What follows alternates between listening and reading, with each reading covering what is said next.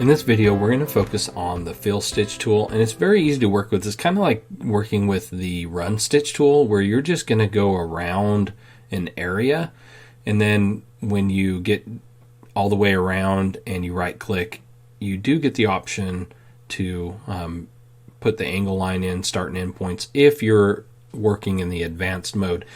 And if you're not sure what I'm talking about with advanced mode, I did a video, the intro, and it talked about the difference between the standard and advanced mode for digitizing. It's just different in how, once you get around the object, if it's going to automatically put in angle lines and start and end points for you, or if you want to control it by using the advanced mode where the angle line is and the start and end point. And that's the mode that I am in. And like I said, if you're not sure what I'm talking about, make sure you watch the intro to manual digitizing at the beginning of this section so that you can see how that works. So these objects are pretty common objects that would be used for a fill stitch. And a fill stitch is what you want to use on objects that have a lot of space. They are larger in size. They're too wide generally to be a satin stitch. And so that's when you use a fill stitch. And so in this video, we're going to just focus on that. These are all custom shapes that come from the custom shapes tab up here in the top right. So you can find these same ones and practice yourself.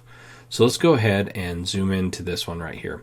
This video, we're just going to be creating, we're not going to be focusing on editing. So if I come to the digitizing tools, the complex fill tools right here, that's how to access it on the floating toolbar. You can come up to the top here to the digitizing tools and select it up here as well.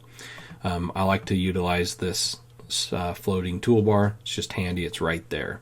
So I'm going to click on the complex fill, and I always start, you've probably seen the other videos, anywhere where there's like an angle kind of changes from one angle to a sharp turn to another. So I'll start in here, and I will hold down Control to click around, and you do this the exact same way of a run stitch. When I get to this point, I need to release the Control key and drop a little stitch so that it doesn't bend around that point.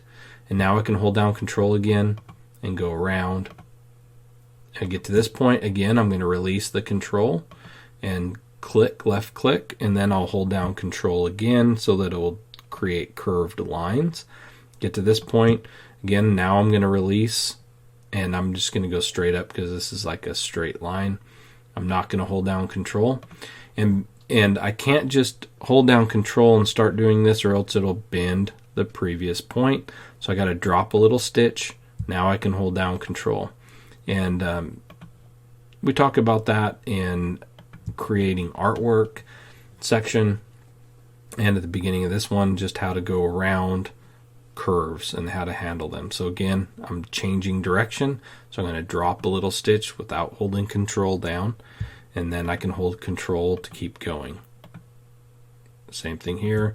Now I'm going to release it, click once, and now I'm going to hold down Control and go around the shape. Same thing, releasing Control, clicking, now I'm holding down Control to keep going. So you just have to practice to get used to how to digitize, when to hold down Control and not to hold down Control. Again, that's only with curves. It's like this is a straight one, I'm releasing, and I'm just going all the way across because it's a straight line. Now I have to drop a stitch because I'm changing direction, and I don't want that node right there to curve. So I can hold down Control now after doing that. Same thing, release, click. Now I can hold down Control again to go around the curve. When I get to this point, I'll do this one, and I always like to close the shape. I can hit the keyboard shortcut, which is Shift plus C, and that will close the shape. You'll see right here, Shift C, and it closes it. First thing, because I'm in advanced mode, I get to choose the angle of my stitches. So this is something that it's personal preference. One of the things that I don't like there to be too much. How a fill stitch works is it goes in that direction, and when it gets to something like this, it's going to run down and then come back up, and then might run across and come, you really have to pay attention to that. So on this one, I might do an angle, something that I feel will minimize the amount that it does that a little bit. Let's just see if I do this right here, and now I right click, and now I start and put my start and end point. So I would start here on this end, and I'd end over here on this end, and it's going to generate those stitches for me. So if I do a slow redraw, you can see that it started in that corner, and now it's going to go, and you can see this is what I'm talking about. Whenever you have all these angles, now it's going to run down. It's got to create this and get it to the point where it's even right here. So it'll come in, and then now it's going to go all the way. And it'll do the same thing when it gets to here. You'll see here, it's going to be able to just like really kind of keep going, which is nice. So I only had the one little area that it did that. Now watch what happens if I edit this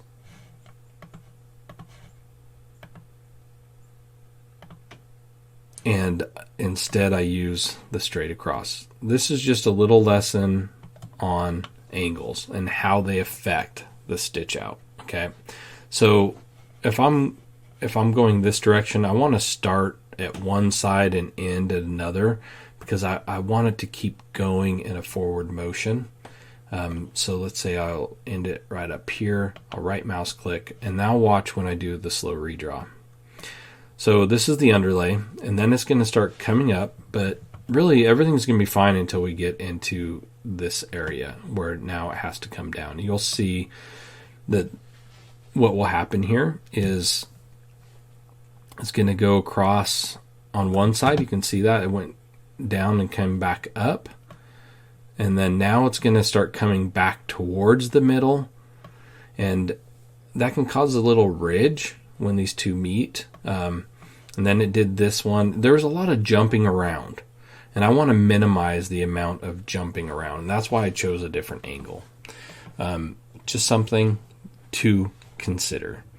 And this is another good candidate here for working with fill stitch. Now I will tell you that in doing these types of designs, you can, like we saw in the running stitch, you can bend lines as well, but I don't necessarily recommend it if you're using this tool. Now if you were going to use the artwork tool and just outline this and then convert it to a fill, then I would maybe do it. But the stitches will kind of show up and make it hard to do it. And if you don't know what I'm talking about, just watch the first video on the run stitch. So this, I'm just going to come in here and hold down Control as I go around. Same thing. It's released the Control key. Now I'll hold it down again. It's just outlining. All you're doing is tracing when you're using the fill stitch, and you're tracing around an object, and when you get done with it and you generate it, the only things that you really change about it are the properties, which we'll show in a different video, or where it starts, where it ends, or what the angle line is going to be. Those are the main things you focus on with the fill stitch. And I'm going to hit Shift C to close that. So I got the angle here, and now I right mouse click, and if it's going this direction, I'm going to start at one end and end at the other to keep it going as straight as possible. And again, we can just see how this stitches out here. It's doing the underlay, starting and ending. There you go. So I don't really need to show you the teddy bear, because again, it's just like the other. You're just tracing around it, and then you're going to fill it with stitches. But this is definitely one that I want to show you. And the reason is because a lot of times when we're doing a fill, sometimes we have an area that has to be cut out. So we have to know how to cut that out.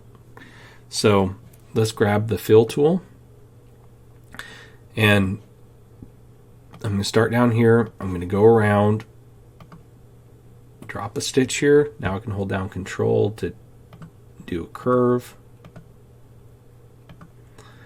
There's a couple ways that you can do it, and I'll just show you the way that I do it, just to eliminate some potential issues. So I'm going to come around here and I'm going to just hit Shift C and close it.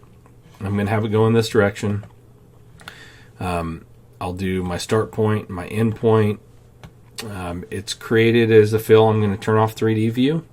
And you can see that I don't have the hole here. But what I can do is come up to this shape edit tool right here and hit this little arrow, and you can see that I have an add hole button.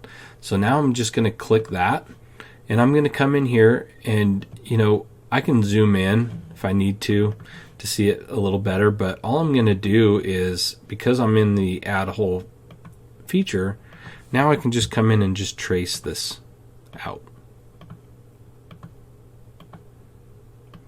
And when I get to the end, you'll see what will happen. So I'll hit Shift C to close that, and now I'll right mouse click. And by doing that, because I use the add hole, it just cut that hole right out for me. And if I need to do another hole, I could just click it and then draw out another area, and it'll put the hole in. I like to do it that way. You can see here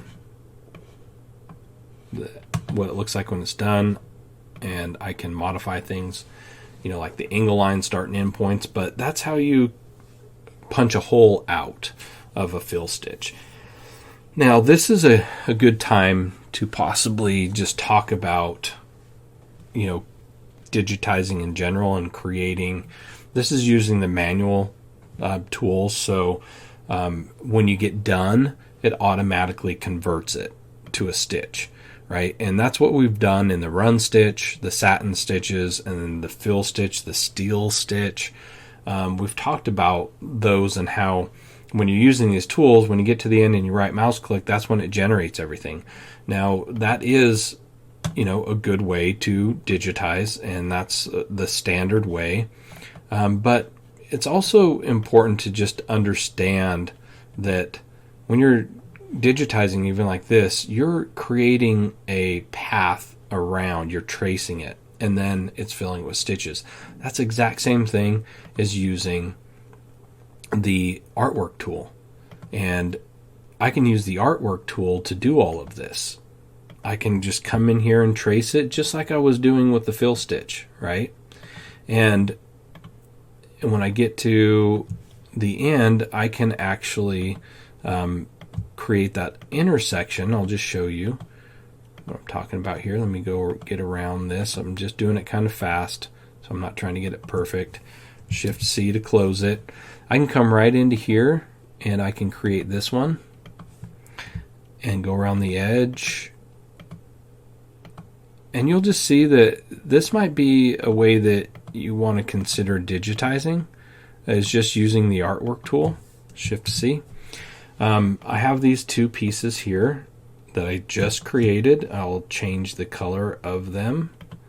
Let me find something that you'll be able to see. You can see that those stitches now, or not stitches, but artwork. If I want to turn this into a fill stitch with a hole, I can take these two pieces and all I have to do is combine them together. And when I do that, notice what happens. This becomes one object with a hole in it. So now all I have to do, let me go ahead and move this off and zoom into it. All I have to do now at this point is convert it to a fill. So I just hit the convert to a standard fill, and it creates it with the hole because I combined it together. And now I can come in and edit it just like I could before. It looks identical to what the other one was. And it's just something to keep in mind, is that you can create things as artwork, and especially if something has a hole, you can combine it together using the combine feature and then just convert it to a fill. And honestly, that is a little bit faster because I don't have to go back in and choose the hole and then go in there and do it. It's just a different way of doing it. So I wanted to point that out. But the fill stitch is very easy to use, and make sure you watch the section on editing the fill stitch, because we'll talk about the properties, not just the start points, end points, and the angle lines. Those are basic editing that you do when you're creating the stitches for that shape. But we'll talk about the different properties in a different video, and it will be all based on the fill stitch when we talk about editing the fill stitch. So make sure you watch that video. We're done for this one. The next tool, the last one we're going to focus on for these digitizing tools, is going to be the applique stitch. So we'll see you in the next video.